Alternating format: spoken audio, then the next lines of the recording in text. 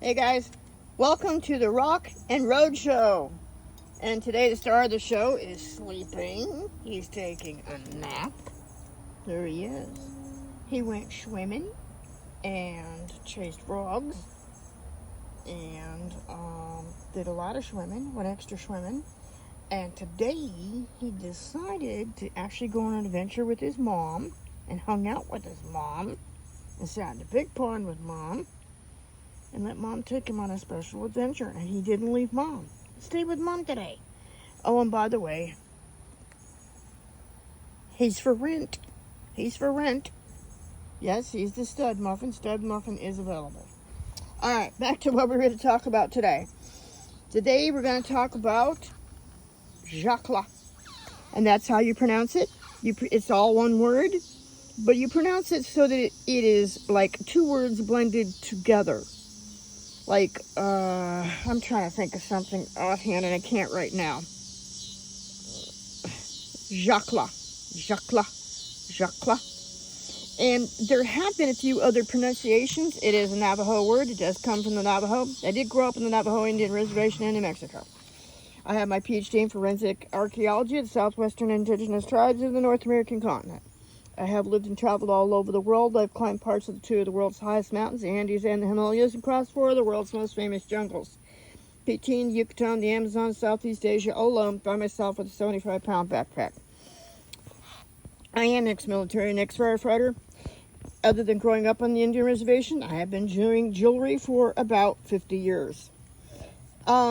So I'm not a white man telling you what this stuff is. I'm not a highfalutin shop telling you what this is. I grew up there. I lived there. I did jewelry there. I met many famous stone carvers, artists of different types, painters. I've worked with them. I've worked with them, lived with them, worked beside them, was engaged to one once that was very famous. And I have lived all over in different nice places of New Mexico, Albuquerque, Santa Fe, and the Indian Reservation up by Ship Rock. Anyhow, I want to talk about the JACLA because I know a lot of people don't know much about them. And I try to talk to people about them. They get shocked because I do have a store on eBay. And it's all one word. It's called TequilasunTrading. 2 capital T's, TequilasunTrading. And I'm going to try to make this video as quick as I can because it takes forever to download because I do not have enough followers on my YouTube channel, even though I've had it for 5 years now. They've decided I have to go backwards and have 1,000 followers. Yes. So, this here is my personal private necklace that I made for myself by hand. Yeah. And I hung a JACLA on it, and I try to use my iPhone 15 to show you me wearing it, but it doesn't want to cooperate and do that. So we won't do that then with the iPhone 15. Screw the iPhone 15. All right. So I had showed you on a previous film that I did that I use buttons. This here is a button from approximately the 1900s. It is a shell button. Let's see if I can get it. This is a little closer. I can show you a little better. And this is the way I was taught when I grew up on the Indian Reservation. I told you I would eventually show you some more. And we use those for loops because actually you don't need a piece of wire. You can take enough string or twine or thread, whatever it is that you have, and you can make your own loop. And actually it comes around the button and acts more like a hook. And these are from about, I know people online say, oh, 1950s buttons. I'm like, snag. Mine now. Woohoo, good for me, only a few dollars. No, they're from about the 1900s. They used to be put on most children's clothing, and they were a common item. And this particular necklace, I did not do the original threading where I took and sewed the turquoise onto the thread and grouped them in nut clusters and berry clusters. but I did do the work later so that I was able to wear it, and I can put my JACLA on it. And put this back off so you can see. It's not always easy being the photographer and trying to do everything else. All right, so I'm hoping this isn't a tangled disaster. I think it already is. The JACLA, when you have a necklace, the JACLA just hangs on over the top of the necklace because it's basically 2 loops, kind of. And I'm going to show you why and how, and I'm going to show you what happened. I'm going to tell you some history on this because people don't know, or very few people know, and some people just don't care, and people like me highly care. This is an older set here, and I really like these guys. I bought them from somebody on eBay, and I was going to flip them and sell them, and now I'm not sure what I'm going to do with them. Because when I got them home, I realized that they're from approximately, well, I'm going to throw a guess in there because sometimes pieces are missing. I can't tell by here's a couple, mosquitoes are biting me while I'm trying to talk to you. There's a couple of things that go on when I age a piece. I take a look at where the items are from, what they're made of, and then you have to look at colorization. Like silver, an extremely old silver will get a natural patina to it and will actually turn really dark, and it can't be cleaned. You'll never get it cleaned. It's a permanent staining. It's just like that with fossils. They get so old, they'll finally get a permanent color, a permanent stain. And you can't clean it. You can clean it till the cows come home. It's that way with shell. It's that way with certain stones. It's that way with some types of turquoise. Also, certain types of turquoise came from certain mines, and those mines were only mined during a certain time. Also, a lot of turquoise comes from certain areas, and that also tells you who made it, or vice versa. Like, I know that this is Navajo, so, because Navajos were the only ones that made these. I've seen a lot of people get online and call these Santa. Oh my God, these are Santa Domingos. Oh my God, these are Santa Domingos. Oh, I want $1,000. Ah. No, shut up, white person. You're stupid. They're not. And they never were. If they were, it was for a special occasion, or they made for special trade, or I don't know how to tell you this. They bought them from their buddy out back. Out the screen door in the back. They gave him some fry bread, some gasoline money. They bought him out the back. They're Navajo. They've always been Navajo, and I'm about to tell you how and why. All right, so I know these are Navajos. That's going to give me a rough idea of where the turquoise came from. This one here has some varied colors. There's like really deep blues in here, and we used to call those robin's egg. I grew up on the Navajo Indian Reservation. I grew up with the Navajo Indians. I'm not going to tell you white man word. I am not. You can beat me all day long. I am not going to change my language for you. This color here was called robin egg blue. Robin egg. And then if it gets a little tiny bit lighter than that, or a little bit different than that, sometimes it was called sky. It wasn't called anything else. This has a mixture in here of different colors. So this was probably what also was called floor beads. Yeah, because it came from the floor. But if they came from the floor, guess what? It came from somebody who did this 24/7, 365 to try to make a living, to try to put gas in the vehicle if they had one, or put food on the table, get the rice, get the bread, and keep everybody fed, and try to buy the wool to make more rugs and do more weaving. That's not a real rug, but it's the only piece of material I had available right now. All right, so with this pair here, I got it online. And I already know what they are. I'm about to tell you what they are and how and why and the legend of them. And I'm not a white person telling you this. I'm a person that is part indigenous. I am part Hopi. I grew up in the Navajo Indian Reservation. I'm going to tell you the Navajo information, the history, the true actual truth. So when I got these, I noticed that because of different colors, different turquoises here, where the turquoises came from. And by the way, my guess is on this particular one that some of this is probably Kingman, some of it is definitely New Mexico, and some of it might be Colorado, Manassa. It all could be Kingman. It could be, but I think because of the really deep blues that are in here, that those are not Kingmans. The rest of them could be, or they could be Manassa. Manassa was in Manassa, Colorado, right across the border from New Mexico. Also, with this particular piece here, they did use real shell instead of plastic or coated or colored. I've seen all that. Corn. This was the symbol for the holy sacred corn. And I don't know if I'm going to go into that detail right now about corn, because that could take up a whole nother show. But the corn, like the sacred tobacco leaf, the tobacco leaf was very sacred. And the tobacco leaf was sacred because it's an herb and it can cure you of almost anything and everything.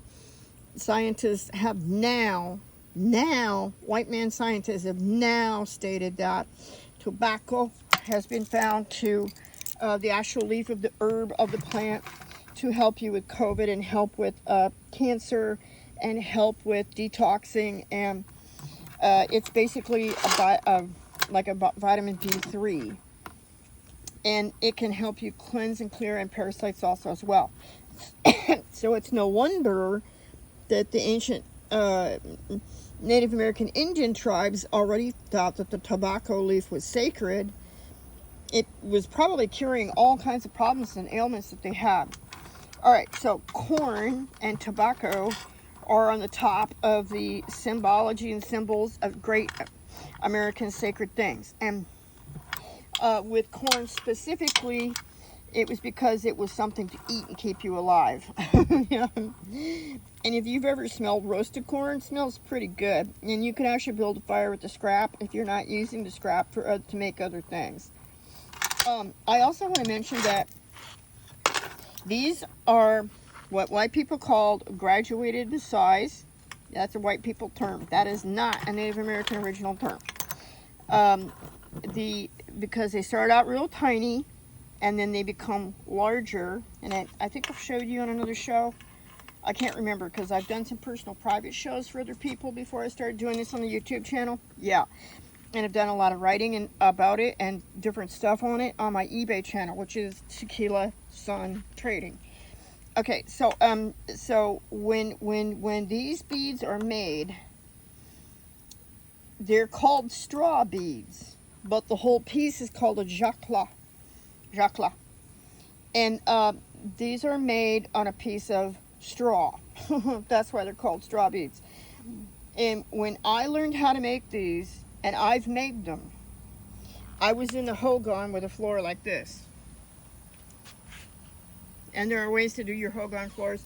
My Hogan floor today isn't very good, but that's okay. I'm tired. I have cancer and a heart problem, and I'm old now. I'm 64, so my Hogan floor isn't going to look perfect. So what they would do was go outside or wherever they had something available, which was really hard to do in New Mexico, and find a piece of straw. And after the holes were drilled into the turquoise, they would put the turquoise on a straw and then sit there all day long, however it would take, and they would roll the sandpaper around the turquoise beads and sand them by hand all day long, back and forth, back and forth, back and forth, until they sanded the graduation that you see of these beads. When I get a piece, you can sometimes see and sometimes tell if something's been restrung, because you know how I just told you that the graduation of the bead sits on that piece of straw and you roll it back and forth with your fingers all day long. Well, when I run my fingers over this one, it's real bumpy and they're not perfect and it's really old. So it has been restrung. It's not a new string. It doesn't have new string on it. I also can tell by what it's strung on that it's old. This is on some kind of very thin wire, like a really cheap, crappy, literal wire that they don't really make for beading. It's really hard to find anymore. I also looked at the color of the glass that's used, and I know how glass is used and where it comes from. Those would keep us busy for like another 100 years on here. Yeah. Sorry, yeah, I've been doing this for 50 years, so there's quite a bit of information still in my head that could come out of me. These silver beads here also are sterling silver. They're made by hand, and they're really, really old. Somebody went to a lot of trouble to make them that tiny. And here we go. What did I tell you about this on other stories? Yeah, other shows that I've got. These are called the nail beads or the bench bead, and you can see the seam in it. And it was poked with a what? With a nail to make the hole. See the indentation? Yep. If you've missed my other shows, you can take a peek at those and you'll see what I'm talking about, why I sound different. Okay, then this cone at the top, it has some stamp in it. And this stamps here were called the horse bridle design. That's kind of like a slang term for it. And because when the original Spanish had the horse bridles on the horses, I keep getting bit by bugs as we went swimming, and it's Texas. Earlier today we did. They stamped with certain types of stamps that were very similar to the leather making stamps. See the stamp work? You see that like half? I think that's called a mule. Is that called mule paw or something like that? They've been used in leather work also. I'm using the leather work nickname, but in us Native Americans call those half stamps. And these cones at the top, sometimes they're called cones, but that word came along a lot later. And if you look on the inside of this one, it is so freaking old that it has actually started to rust and get a green patina to it. Yeah. And yes, silver does do that, and it does that when it's getting really old. And you can take the rust out of it if you want to, or you can leave it there. It's pretty cool to me because it's turquoise.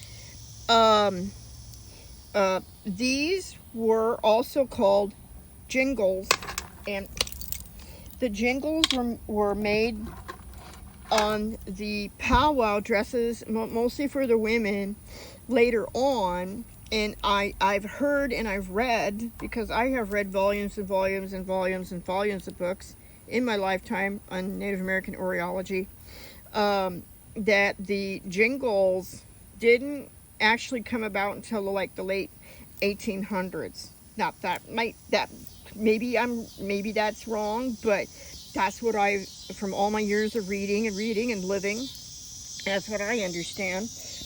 That in the jingles, when they touch and come together, if you've ever been to powwow, you'll hear them chinkle. I can't get this to chinkle, but it'll make a chin chin chin chin chin chin chin chin chin chin chin chin chin chin. Yeah, which sounds pretty good when you got your drum beat going on. And then you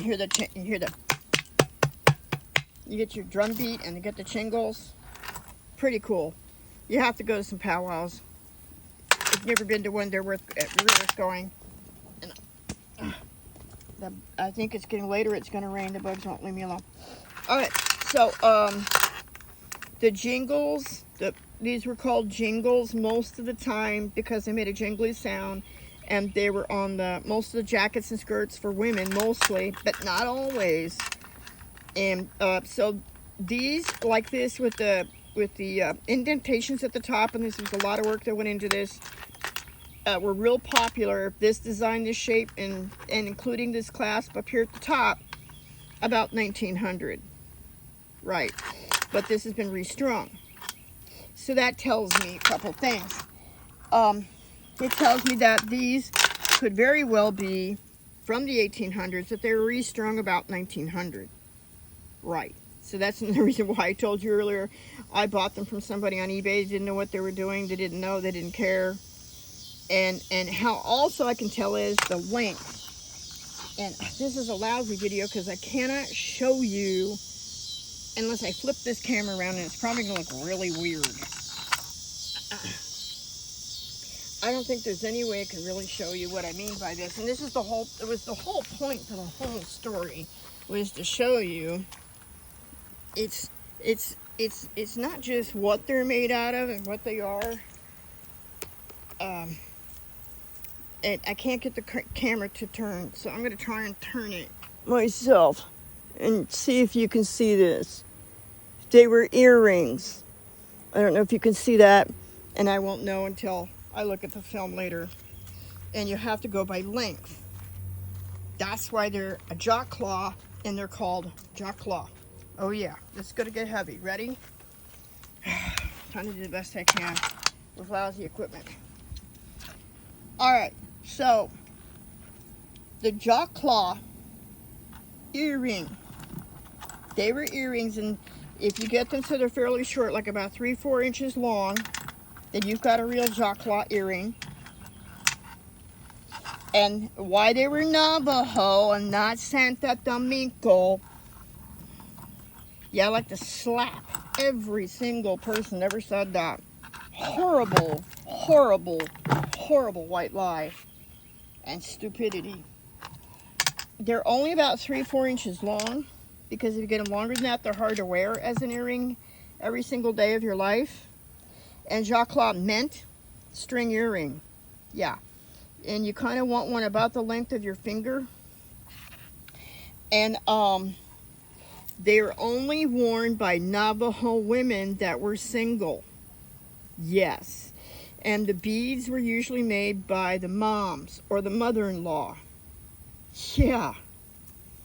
And she would use whatever materials she had to make them for her daughter or her future daughter-in-law. Because tribal people were very tightly knit.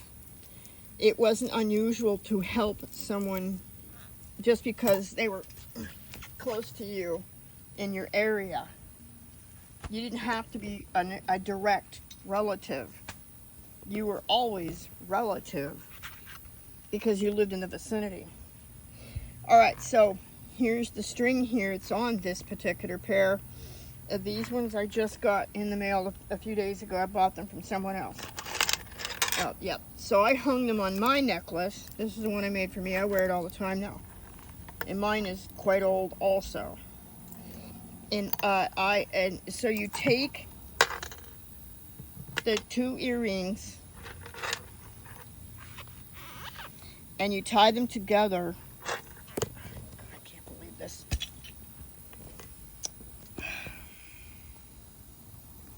You take the 2 earrings, you tie them together. I'm doing the best I can here.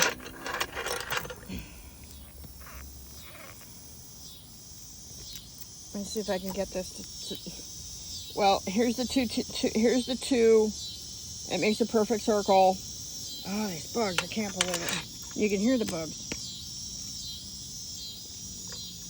Here's the top, here's the, now you can see where it was 2, and they tied the 2, yep, 2 sets, 2 earrings, 2 JACLAs, make 1 JACLA. And the older ones were always on string because the string went to your actual ear hole. Yeah, and I've worn them that way. I have when I was younger in the past. These ones here have an orange trade bead, which I thought was really neat. I don't know what the deal is. I just don't know. Maybe it's gonna rain.